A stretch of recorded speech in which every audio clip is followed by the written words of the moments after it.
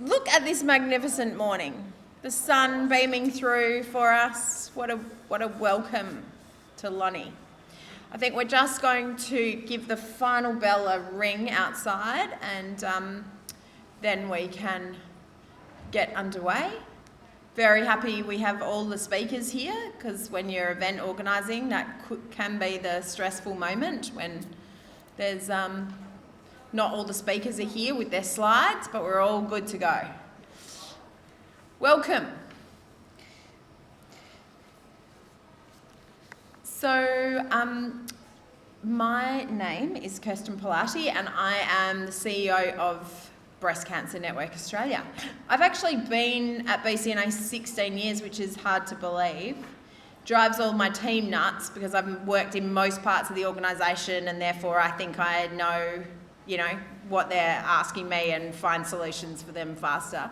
But it's an absolute joy to be here. And in fact, I was trying to work out who came to the last forum here. What year do you think it was? 18, yeah. I think it was too. And we were talking about the living legend Raylene Boyle being with us, and sadly she's not here today, but I know she sends her love, and I've got a little job for us to do later. It's her birthday on Friday, and I thought we could all get together and do a happy birthday from all of us to her, and we'll give that to her on Friday. So whoever wants to be in that little happy birthday to Rails, they're very welcome to be. So I do want to begin by acknowledging the traditional owners of the land on which we meet today, the Stony Creek Nation, made up of 3 clans. And I think it's so important for us to learn from our First Peoples.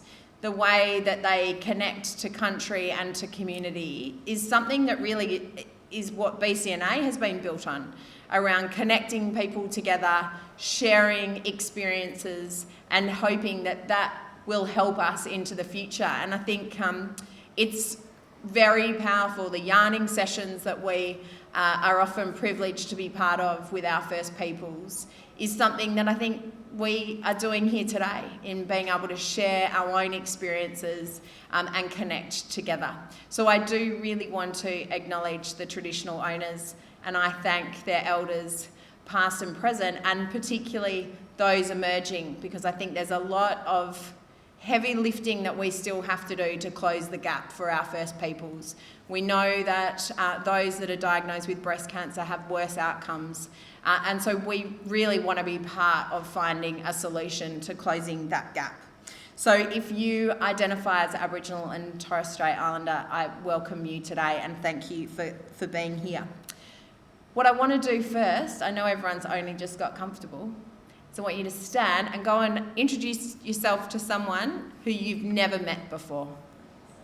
So I think this might be the most disciplined crowd I've ever had. Normally I'm having to tell people to, okay, now everyone get back to your seats so we can get moving. So well done. But that's what today is all about, connecting and meeting new people and sharing your experiences, whether as a health professional or a person living with after a diagnosis of early or metastatic disease. So it's so great to be here. So what you need to know for today, a bit of housekeeping, phones on silent, but definitely keen for, if you're big in social media, you can make sure you ask permission for people's photos, but then very happy for you to share things. We are taking photos, so if you do not want to be in any photos, that's completely fine. Just let one of the staff know. The presentations are being filmed today, so you will be able to watch them back, but also promote them to family and friends who might not have been able to join us today. And I just wanted to say to you that our BCNA staff are here to support you.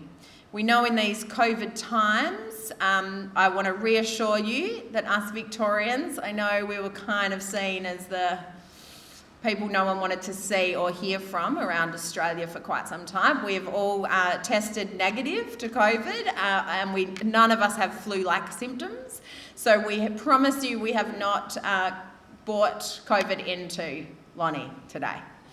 as far as we know. But we do have a COVID-safe policy which was there for people to view when they came in.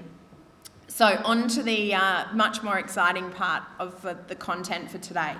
So we're going to try something new today and begin by a joint session panel with our lived experience. So 3 women who are prepared to answer any question for us. So if you have still got questions, you can't ask that section. The ABC would be very proud of us, I think, running this session.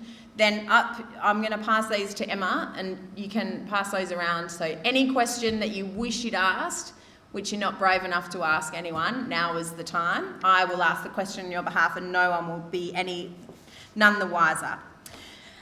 We are also going to have that session today, and then we'll break into 2 streams. So people with early breast cancer will stay in here. Those living with metastatic disease will go into room 7, and the team will be able to take you through that. And we'll hear very tailored presentations from each of our speakers today.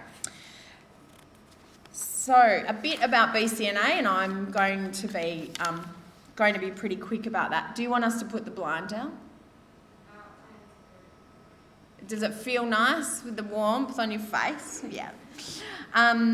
So we are the leading consumer organisation in Australia. We have been around for 24 years, and we're really here to make sure that everyone affected by breast cancer receives the best treatment, care and support. And we are a network of more than 160,000. Unbelievable. When I started in 2009, there were 45,000 people in the network. So we have grown rapidly, which means we have such a strength in numbers and such a strength to be able to learn from each other and make sure that the people diagnosed tomorrow have better care than those today. So a bit about our history. This is our founder, Lynn Swinburne. Who's met Lynn in the room? Yeah, she's a pretty inspirational woman. She keeps me very honest. She calls every now and then to give me feedback that she's heard from the network when she's not happy.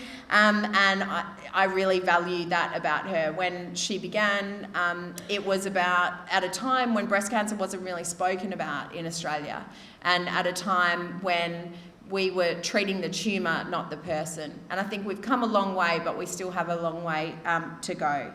And, most of our work has been driven by our ability to influence our voice and to use our voice to influence change.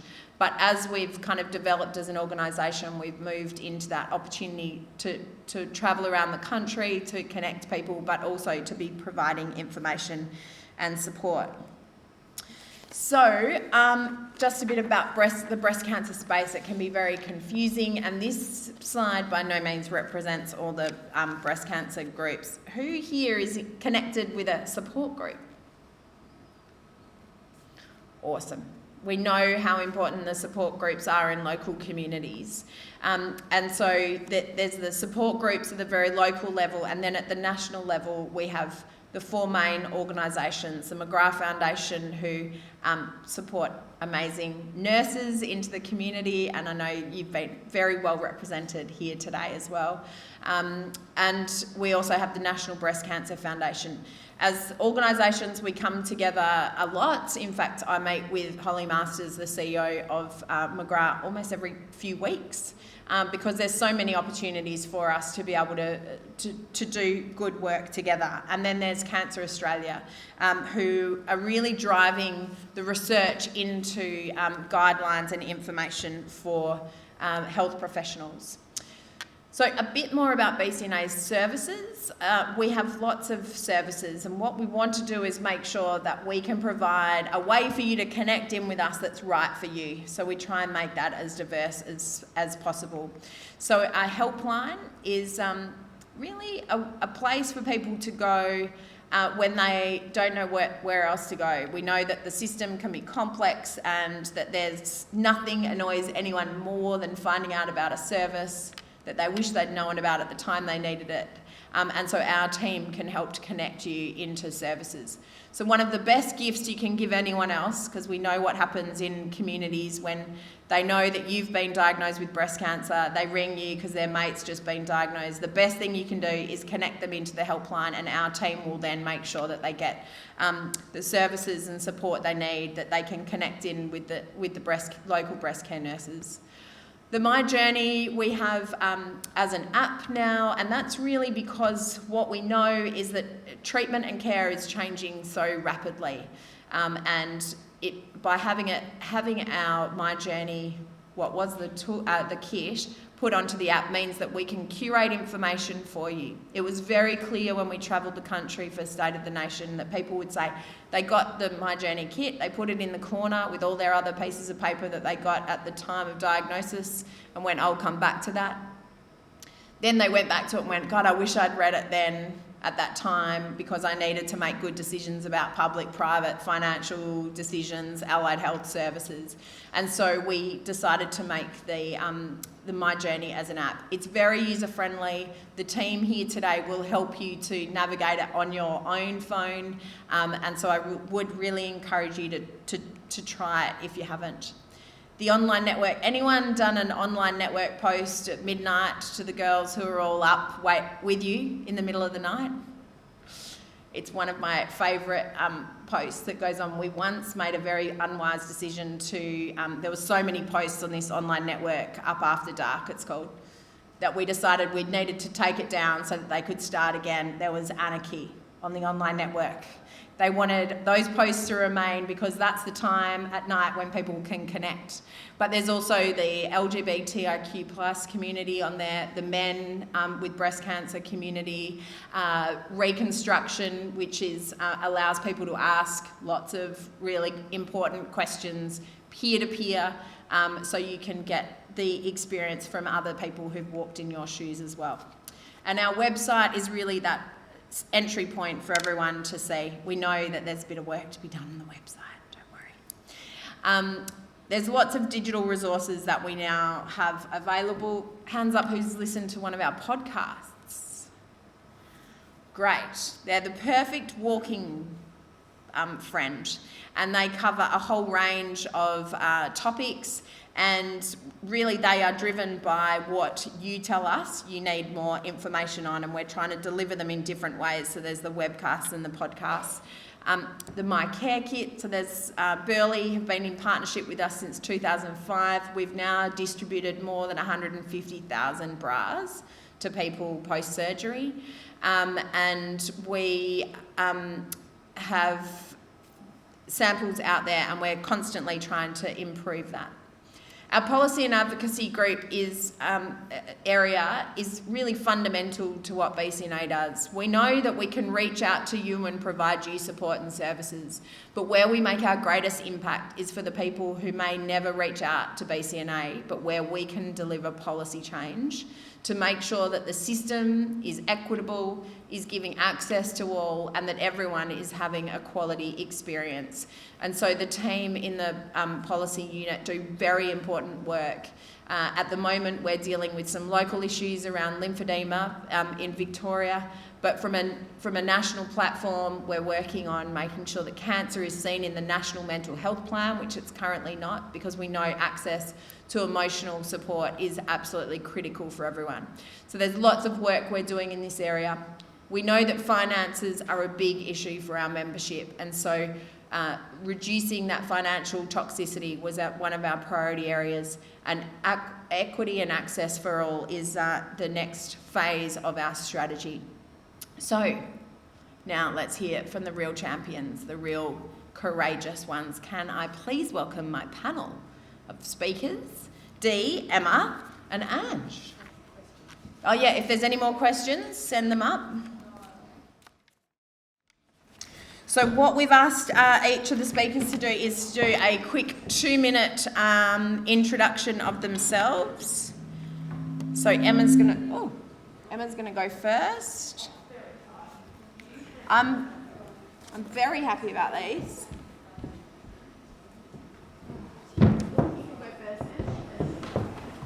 There's a quick here.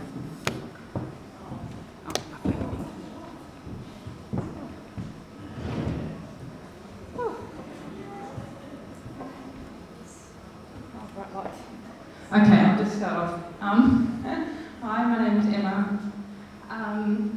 I'll admit to being quite nervous. I don't think it matters how often you talk about things, it still makes you quite nervous. So I'll just name up my feelings. I find through my journey that talking about things makes them less scary and less daunting. So I've gone from being what I would consider a pretty private person to being pretty public about my journey, which can't say is easy, but if it helps somebody else, then I'm really willing to do it. So this was me back in 2018. I thought my life was pretty good, really. I really had a fantastic family, great job. I was actually working as a GP in Hobart, moved from Melbourne in 2007, and we thought we were just so lucky because Tasman's the best place in the world to live. And career was going really well. I was working at the university and the medical school as well, and just really happy with life. I was really fit, feeling fantastic. So it kind of blew me over when I roll over in bed one night and find a lump in my breast. Of course, that happens at 3 a.m. and you lie there all night going, what the hell? Next morning, did the right thing, went to my GP, got it checked out. Long story short, within a couple of weeks, that was me in the chemotherapy chair. So I had triple negative, node positive breast cancer and started neoadjuvant chemotherapy, 16 cycles, very quickly. I tried to be the kind of perfect patient, I think, as we all try to do, make deals with ourselves and everyone else, but I tried doing all the requisite exercise. I could keep running for a little while, but fairly quickly that became sort of impossible. I tried headscarves. I tried a wig once, most uncomfortable thing I've ever done in my life. So I went about bald for quite a long time, probably about a year. Hair's still a bit challenged about growing back. It actually felt quite important to me to be quite visible around what women are going through all the time, and I didn't feel like we needed to hide it. And it was pre-COVID, 2019, and everyone gave me a very wide berth, which I was happy about. So that was the positive. I just wanted to show a couple of quick photos because I think we don't show our journey enough, and we all go through this very crazy time, and you know, it's our stories that connect us. Our stories are all unique. We all share a diagnosis of breast cancer, but our stories are all individual. And it's by sharing them that we can give our experience meaning and you know, sort of allow some sort of connection. So for me, it's helped sort of make sense out of the world. Probably for me, the complete cruelty was just as my hair was starting to grow back. I lost all my eyelashes and eyebrows, which I think was almost worse than losing my hair. But anyway, that's a photo of me with that as well. But look, a few years later, I'm in remission and back doing a little bit of work and published my story recently in a medical journal. So I'm trying to sort of raise awareness a little bit around what so many of us are going through.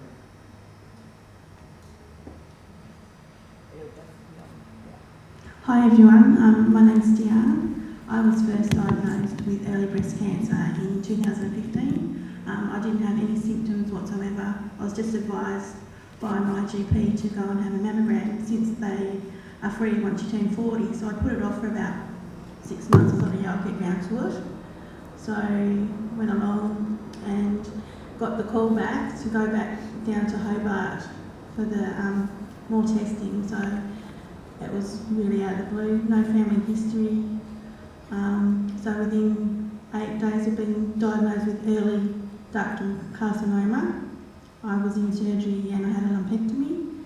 Luckily, no nodes were involved, but they did find more flecks of cancer throughout my breast, so that meant I had to go back and have a mastectomy. So I chose to have an immediate tram flap reconstruction as well. That happened about 3 months after the initial lumpectomy, because I had to get all my ducks in a row, find out what sort of reconstruction I wanted to have. So yeah, I was lucky, as I said, I dodged a massive bullet. I didn't have to have radiation or chemotherapy because I had my entire breast removed.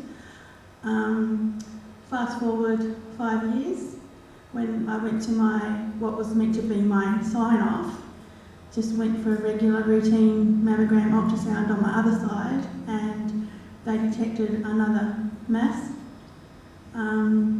Luckily again, it was caught early, no node involvement, but because I'd already had a tram flap reconstruction, they couldn't do that again. So I had to think outside the square. I didn't really want to have an implant, so I decided on a skin sparing mastectomy, and I've just been having a bit of fat grafting to try and fill the envelope. And that's been a long drawn out process, but hopefully there's only one more to go. Yeah, so that's kind of where I'm at. As I said, I've dodged a massive bullet, didn't have to have chemo, so I kind of feel like a traitor in that aspect. Yeah, so I take my hat off to everyone that's had to go down that road. I think you're all amazing. Okay, thanks. Thanks, Dee. Ange.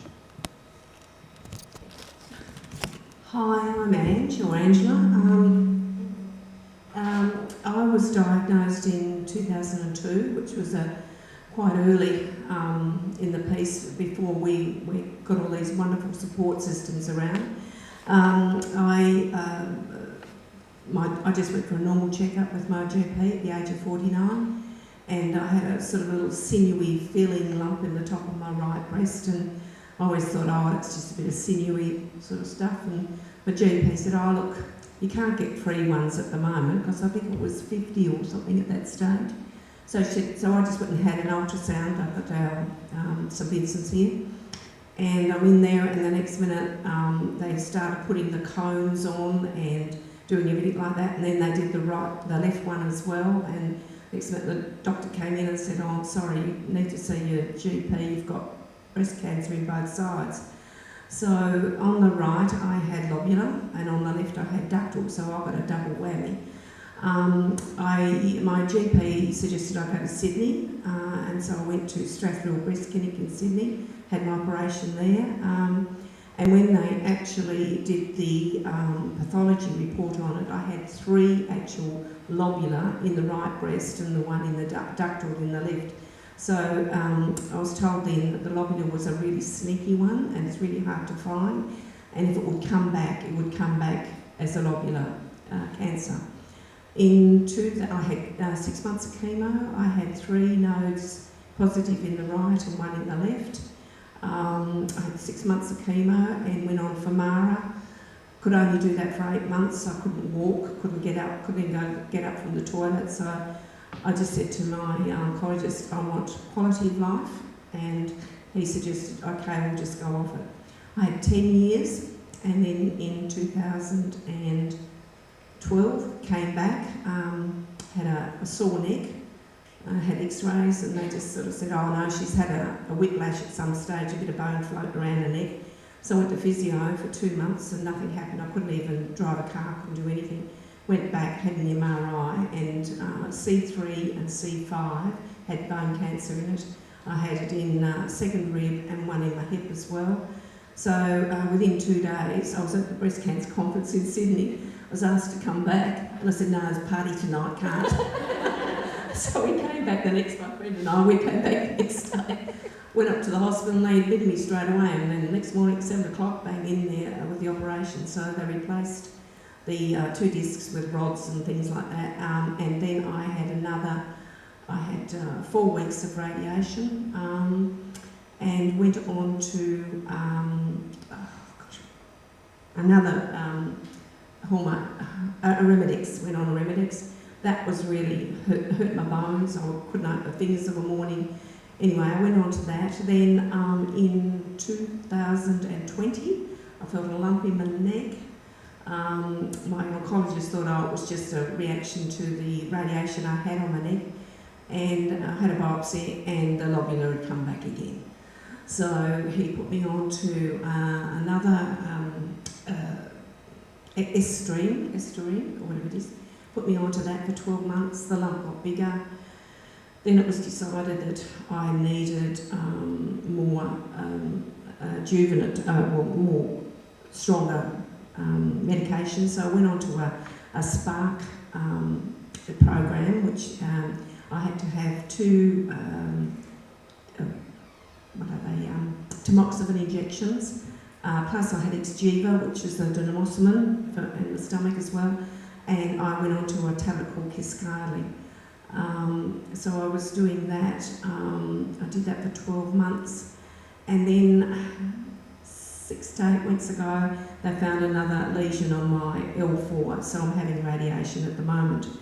But look, you know, I've been through a lot. And it's Linger again. And I'm just saying that 20 years I've had, you know, and I didn't think that I was going to have 2 years. And I'm still going through this wonderful, wonderful medical people that we've got, oncologists and doctors and support people.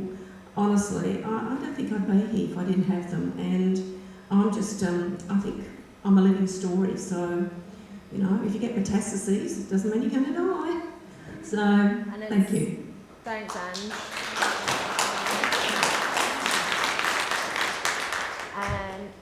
And it's such an important message for us at BCNA to make sure that we kind of take away that stigma that metastatic patients have felt for a very long time, and make sure that you aren't seen as kind of having to be in the corner. And that's why today we wanted to bring everyone together to really try and open up the conversation, because we know that information is powerful and brings back control. And I just really want to thank you for, I'm not sure if you put your hand up or if your hand was put up for you. My hand was put up. We love that. We're pretty good at that at BCNA. But, you know, thank you, because it's really important that we can ask the questions and talk openly about metastatic disease. So it's really fantastic. So I'm going to try and, we had this very well planned, and now your questions are extraordinary. So I'm going to whip through our questions so that we can get to the other ones. So Dee, I want to start with you around the shock of the diagnosis. Talk us through what happened at that moment for you.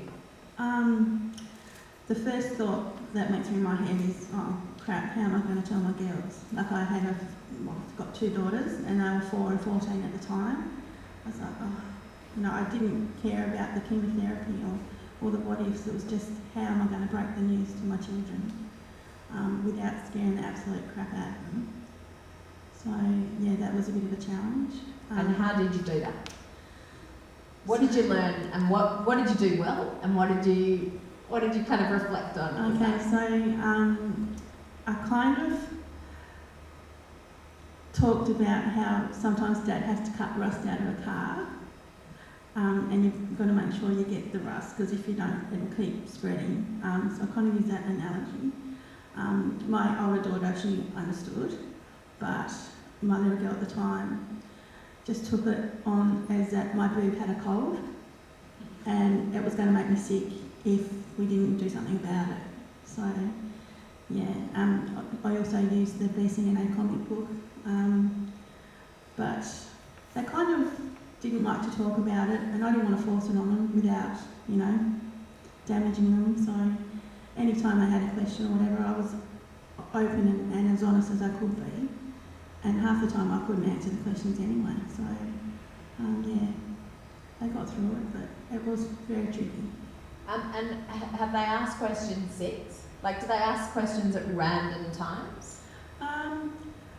Sometimes, like the other day I was trying to dress on, and I said to my youngest, she's like, oh, I said, Grace, I should have bought a bra, and she said, oh, because I can get away without wearing one now. She's like, just kind of hold your boobs up. And so I was trying to, and she's like, yeah, that looks okay. And I was like, are you sure? And she's like, yeah, doesn't that hurt though? And I was like, no, it's actually numb, there's no feeling there. And she's like, oh. She's kind of like shocked. It's like, yeah, it's all good, like, you know. So yeah, just, if something's on TV, on the news about breast cancer, they'll go, quick, Mum, quick, come and watch this. So they're really tuned in that aspect. But yeah, and I've sort of just let them, I don't want to force it on them, but just let them come to me if they want to, and I'll try and find the answers for them. And Canteen is here today, so I'd encourage people, it's important for people to know that Canteen's there not just for children with cancer, but also for parents, or for children of parents who have cancer. And we did a fantastic podcast about kids, talking to kids, and the importance of being open and honest, and I know Carrie will also talk through that around the emotional wellbeing. And being told you've got metastatic disease, do you remember that day? Yes, I do. And talk us through that impact for you. That was the day we were in Sydney at the breast cancer conference. I've been there. It was a shock. I mean, I was stunned, but I just thought, oh well, just got to get over this again. So on the plane, and off we went, and then the operation was bang, bang, bang, and it was. The pain was of the actual operation was more than the thought of having metastatic breast cancer. It was just horrendous, and I was in a lot of pain. That was the thing that got to me more than anything. The radiation didn't worry me. I just went ahead, and it was just like, oh, here we go again, And it was no different to being told that I had. Breast cancer, well actually, being told I had breast cancer first off was the biggest shock for me. I thought, no, I'd never get anything like that. It wasn't in my family, and I breastfed my kids, and I ate well, and I did this, and I didn't know how in the hell could I get this, and a double whammy too. And I'm thinking, well, that was the worst, because I thought, I'll never see my children get married, and I'll never see my grandchildren, and all that sort of stuff, and it was horrendous. I had 2 years of counselling and a psychologist, because it was so bad. I had to learn a lot. There wasn't a lot around at that time for information. It was pretty dark days. So do you think it was that information, like what do you think it was that made you kind of feel more comfortable at a metastatic diagnosis? Because everyone's experience will be very different. Mm-hmm. Do you think it was the information? Was it how you were told? Was it the team around you? I think because I joined the BCNA group, went to a few conferences, was open to information, got the Beacon, loved the Beacon, to read everybody's journeys, and the information was out there, and it wasn't as scary as what it was when I first got it. And I had great oncologists and doctors and friends and family, and that makes a huge difference. But the information out there, and my oncologist was so funny. He kept saying, well, Ange, it's back again, and you're not going to die on me yet. He said, there's so much stuff out there now. He said, heavens above, we're only going to start the little bits now. He said, we're not even on the heavy stuff. So he said, get out there and enjoy life. And that's what he was like. And I'll go back there and on my regular checks, oh, get out of here, you're okay, So, having somebody that's so good and so confident and thinking, oh, geez, oh, no, I'm going to live, I'm not going to die, I'm going to get out there and enjoy life. And that's what I do. I just get out there and enjoy life now. So, and I'm very conscious of looking after myself. I have bowel therapy, I have massages, I do what I want to do, I go where I want to go. If there's a party, I'll go. Somebody asks me out for a meal, I'll go. And it's just enjoying life and enjoying my friends and my family. And I've got 4 beautiful grandchildren now, and watch my 2 sons get married. And now the eldest grandchild is 15 this year. So, I'm a very lucky lady. And, and I'll just put it down to positiveness. Get out there and enjoy life and accept anything that somebody wants to tell you, or especially your medical team, and go out there and try it. Don't be too frightened to get out there and try something, because it is good. Carrie and I were talking this morning about how everyone needs to be a bit more grateful these days, and I think you're very inspirational for that you're teaching us the importance of being grateful and living in the moment, in the present. So, Emma, we're going to go into the treatment phase. And I love the way you describe your early menopause, because I think it's very real. So can you take us through what happened for you during treatment? Yeah, I'm not sure how I described it, won't necessarily remember, but you can fill me in if I can't remember it all. So I was 47 when I was diagnosed, so I went into sort of instant chemotherapy-induced menopause. So Tassie, it was summer, not so great. Now it's perfect, you can just dress, and the Tassie cool is wonderful.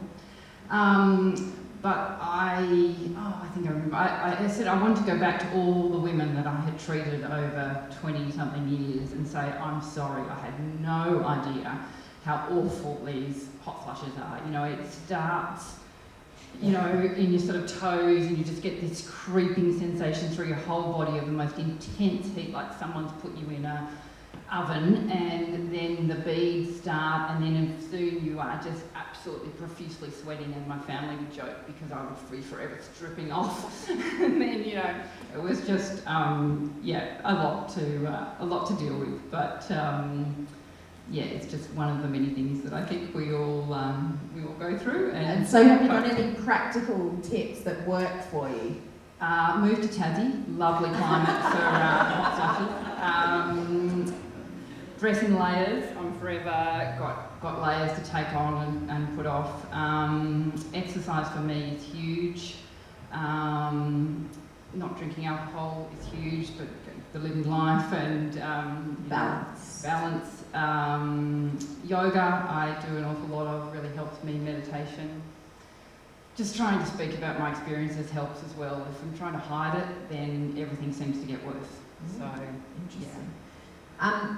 Dee, thank you for allowing us permission to talk about mental health and the emotional impact. Can you tell us, this kind of happened for you during treatment? Or early I was on? already predisposed. Yeah. So, yeah, that was just the icing on the cake, I reckon. So talk us through what happened for you, and then some of the things you've had to put in place to support yourself. So the first time around, I didn't really have time to think. Like, you just told, be here for a scan, be there, whatever. So I was just in that survival mode for the, you know, that time. And then after the transplant, and, you know, when I healed from that, I sort of just thought, oh wow, I've just been through absolute hell, and I didn't allow myself time or to acknowledge it. The whole time I was making sure that everyone else around me was okay, and I, you know, forgot to check in with myself. So I fell into a massive hole, and it wasn't. What was I trying to say? I was really trying to just get on with it, but it got to the point where my anxiety wouldn't let me leave the house. So I was like, oh, I've got to do something about this. So I reached out to my GP and got a mental health plan and saw psychologists, and yeah, I have just been actively working on my mental health throughout the whole thing. So the second time when I was diagnosed, I was a little bit more prepared. It didn't hit me as hard, even though it was a massive kick in the guts to hear those words again. I was much better prepared mentally. So we know there's a lot of stigma around even talking about mental health. Yeah. Have you been able to share your challenges with family and friends, or have you found that really difficult to do? To start with, I was like, oh, you know, I should be just getting on with it and not whinge. I thought, no, I'm just going to speak up. And the more I speak up about it now, the more people are like, oh, you're so brave. But it's not about being brave, it's just opening those channels and having conversations. Like, you don't have to be a martyr, and you don't have to put everyone else first when you're going through the absolute hell. So, yeah, I'm really open about it. I go to the Calvary Clinic once a week for day therapy, and that's really helping. I've got a really good support network now. If I start to fall in the heap, I know who to call or who to reach out to. Yeah, and I'm well aware of the warning signs now, so, yeah. That's it's so important for us to, you know, it's another stigma, isn't it? It's so important for us to talk about. And what about you? I mean, like, you're very upbeat and positive, but are there days that are much more challenging? Yeah, there are. Look, my life has never been the same since I virtually had the operation with my neck and everything. Like, you know, I can't sit on stools like that. I've got to have a back on the stool and things. I can't walk very far. I walk funny, stiff, even though I've tried. I'm in, you know, a lot of pain. Since I've come off the Remedex and the other ones, and I'm on the tamoxifen injection now, I don't have the bone pain that I had before. I couldn't even open my fingers in the morning, and look, that's a bonus at the moment. But, you know, there's lots of other things going on. I've got lots of other, since I've had that, I've had lots of other issues, and knee replacement and hip replacements, and so, you know, not only do you have to cope with, you know, your breast cancer and the operations that you've had there, and I've had a bilateral reconstruction as well, so the whole lot, you know, and you sort of think, oh gosh, is there any piece of me that hasn't been cut yet? Yeah. But I am upbeat because if I'm not, I just fall into a heap, and I do fall into a heap. Got friends there that know, and then, you know, especially when this last diagnosis came in, and then of course they're saying that might be somewhere else, and it might be somewhere else, you know, until you actually get the final diagnosis. Oh, well, it was in L4, and I think, oh yeah, okay. Nowhere else? No. Well, it's and people would say, oh gosh, you've got in L4, oh, that's terrible. No, it's not. It's only in one place. And like my oncologist said to me, he said, we'll just zap that. We'll just zap it, and it'll be right. We'll just move on. So I move on. But there are days, especially when other things happen to you, you know, other medical things, and you think, oh, what next? And yeah. People talk to us during COVID, metastatic patients, going, do you know what, it feels like for the first time people are dealing with uncertainty that we deal with every day, and people are finally getting what it's like to live with uncertainty. Did you feel that sense as well? Yeah, look, I had COVID about 3 weeks ago, and of course I was told, oh, you're going to get very, very sick and da-da-da. Well, I didn't. I thought, God, this is a breeze compared to the other stuff I've been through. And, you know, you're really looked after with, you know, COVID at home, etc., etc. But, yeah, look, all I'm saying to metastases is, yeah, get out there and live your life, you know. Enjoy it, accept anything that anyone wants to give you, accept the love that people want to give you.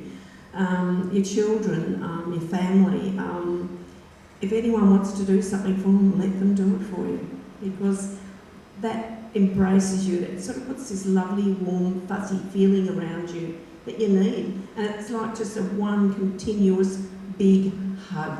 And that's all you need, one continuous big hug. We're almost at question time, Emma, so I'm going to quickly, in your role as GP, but also I loved your article around what it was like for you. I would imagine that you have seen people do communication with family and what we call well-intentioned family and friends well, and I'm sure you've seen some pretty bad experiences. What are some tips around how you kind of manage the impact of everyone else around you? Yeah, I think this is where people do it very individually, and there's no right or wrong way of doing it. It's really working out what's right for you and who you want to tell. I've certainly had patients who have told everybody and patients who have told nobody. I chose to be very open, but probably it was the one time that the Hobart rumour mill didn't work. And I would constantly run into people in the street, bald and walking in a very weird way, and people wouldn't have heard or know. So I really didn't want to have those conversations on the street. But so I think it's working out how you tell people. There's some amazing apps now, especially for getting help, really practical things. Gather My Team, there's all sorts of different ones, and I'm sure the BCNA helpline has a full list of them, but just really knowing what's right for you. I think it's so important you are the expert of you. The science is there, the facts are there. There's lots of protocols around how you should be treated, but what you feel and want is really, really important. And I think that's really needs to be empowered. You know, I was told I had to be in chemotherapy by this date, and they wanted to start me a few days before Christmas, and I said, no, this is my last Christmas. I'm having it with my family, not feeling crap. And that was possibly the best decision I feel I ever made. One, I was ready to start chemo, and two, I felt empowered that I'd made a decision that was right for me, which really has kept going through my journey. So I think I've challenged my treating team, but I do, you know, what's right for me, which I think is indeed that's what's really important. Can I stay with you? And I'm going to go from a question on the floor. And remember that this is the session that the questions that you wish you could ask, but no one ever does. And I think you all had almost exactly the same facial expression when I asked this question backstage. My sex life has died. Any advice? Menopause is not kind. We did a whole sexual health and wellbeing conference that's online that you can listen to, and I'd highly recommend it. A little bit of, I'm triple negative, so the estrogen's not such a big deal. So a bit of vaginal estrogen makes a massive, massive difference. And even if you're estrogen positive, that's usually pretty okay, but talk to your treating team. There's a sexual health Webcast. Yeah, but the sort of sexual wellbeing person who talked in that conference talked about doing this 2-minute game. So get your partner, and for 2 minutes you set a timer, and for 2 minutes you tell the person what you want to have done to you. So it may be a hug, it may be a massage my head, it may be whatever you want. The world is your oyster. And then 2 minutes the time goes off, and you go to the other person. They get a chance to say what they want to have done. And so it's I guess that sort of slow burn, and it's a way of you talking about what works for you, what doesn't work for you. You know, things will be different. I would say don't give up hope that it is possible to have a good sex life still, but it just probably takes a little bit more work, and you've got to remind yourself that you are interested. Dee, any advice?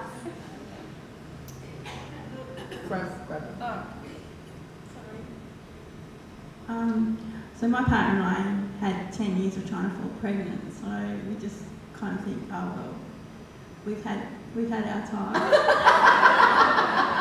He's really understanding, and sometimes it's just nice to have a cuddle. And yeah, he doesn't want to hurt me either, because I've been through surgical menopause, so yeah, sometimes it's just not worth the pain and suffering the next day. So yeah, we're just quite happy to curl up and have a cuddle, and we'd rather go to bed with a full belly. And any advice?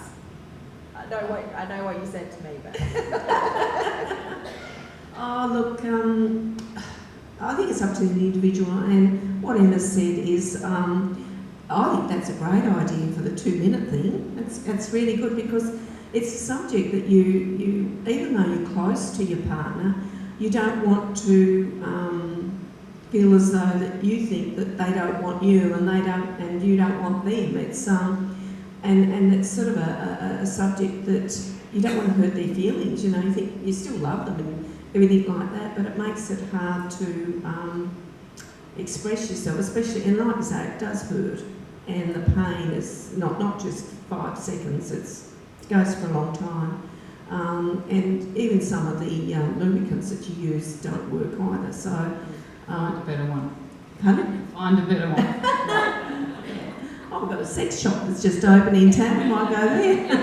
it'll be very busy tonight. That's what we do find after our conferences. The sex shops step it up with Yeah, so I think, like I say, talk to your partner and discuss it with them. And even if you want to talk to in amongst the women that are here, they're the best ones to talk to too, because they're the ones going to give you the information that works for them.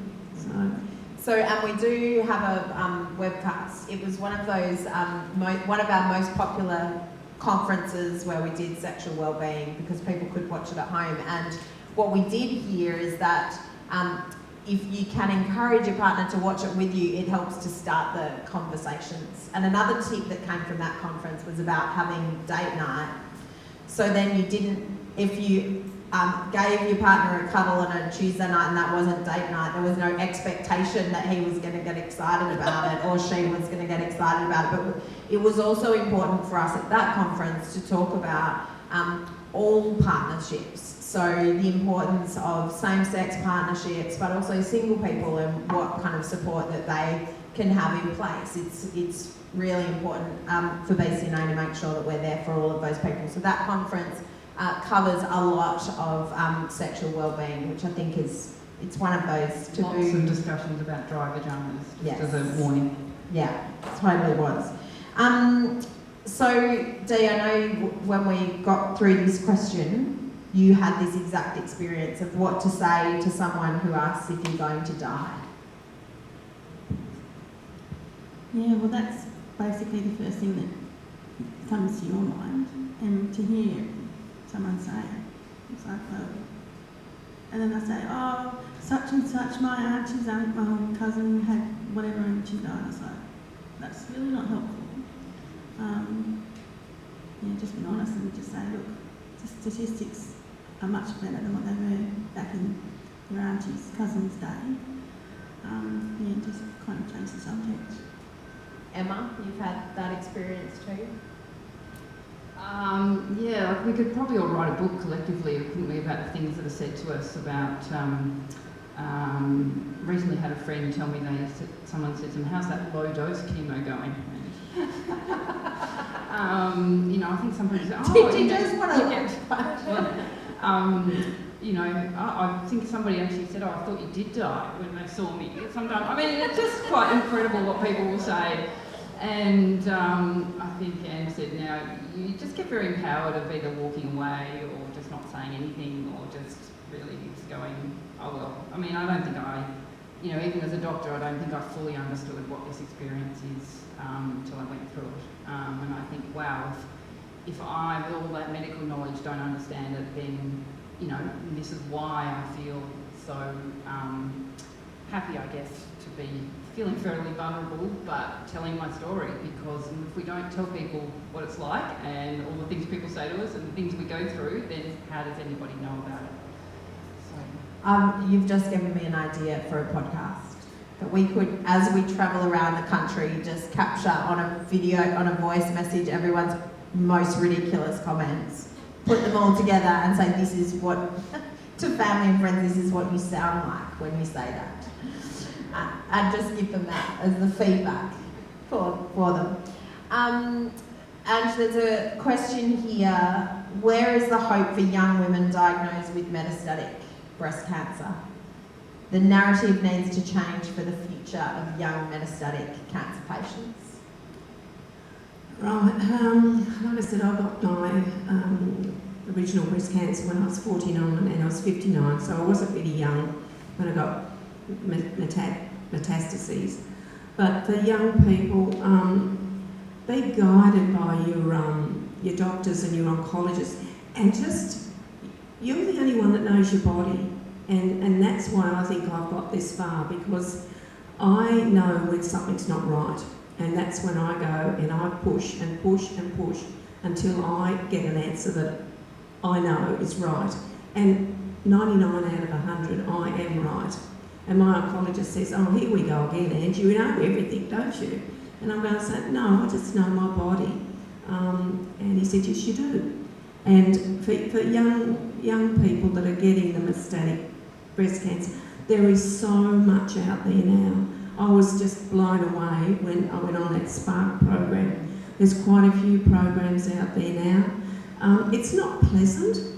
You know, we're not going to have a party with it, but it keeps you alive, and if you've got a positive outlook on it and want to get out there and live and see everything, see your children grow up, enjoy your family, etc., be positive, but certainly you're the only one that knows your body, and don't be frightened about asking the questions. And I know that Ben will talk about clinical trials and the importance of that, and Spark was a clinical trial which also came with a whole lot of other programs that you could access because of the program. So I think getting involved in clinical trials is really important, not just for you and your care, but also for the people tomorrow, and it all helps us to be able to advocate on behalf of people to get access to treatment as quickly as possible, which we know as long as there's another treatment option in front of you, there's that hope of continuation, which is the message we want to bring.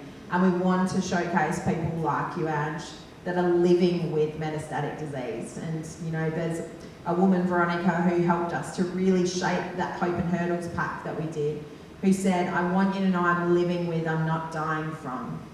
And so that's the kind of messages that we really want to position BCNA as. Yes? I think we all want to live well despite our cancer, but I think it's also okay to talk about death and dying. And I think as a whole society, we probably need to talk about death and dying. It's something we all have in common. We're all going to die at some point in our lives. And by not talking about it, I think makes it a bit scarier. And so, you know, obviously it's what you're comfortable with, but I just encourage people, if you want to talk about it, find someone who it works out for you to talk about it with. Yeah, definitely. It's something we definitely don't do well in Western culture, that's for certain. So there's a question here, there's a few people in the audience who are support networks. So how do you support a daughter, sister, partner? Emma, what's your advice to the supporters out there? My family was amazing, and I have to say, I think, like Dee said, felt like I could go through anything, but I would try and spare my family, particularly my daughter. She was in year 10 at the time when I was diagnosed. I went through year 11 and 12 and COVID and an awful lot. And I think the thought that I could potentially, I think actually when I got my genetics back as negative was one of the very most relieving moments I'd felt, that I wasn't sort of, you know, passing on a particular thing to her. But I think love is just amazing. And Anne said, let yourself be surrounded by love. It is amazing what your family and supporters do and how much that means to you. So the supporters out there, just ask and perhaps get the person to write down a list of 10 things that would be helpful for them, because when you're feeling your worst, it's when you can't articulate what you need. So if you've got a bit of a list that you can kind of say, go to the fridge and just do anything on that list, then that's really practical help. So I told you the time would be fast, so we've got to wrap up with, and what do you wish you'd told yourself before? Like, what's your one kind of reflection? What you wish you'd told yourself before? Do you need time? Tell myself. Tell us One thing you tell yourself about, if you could go back.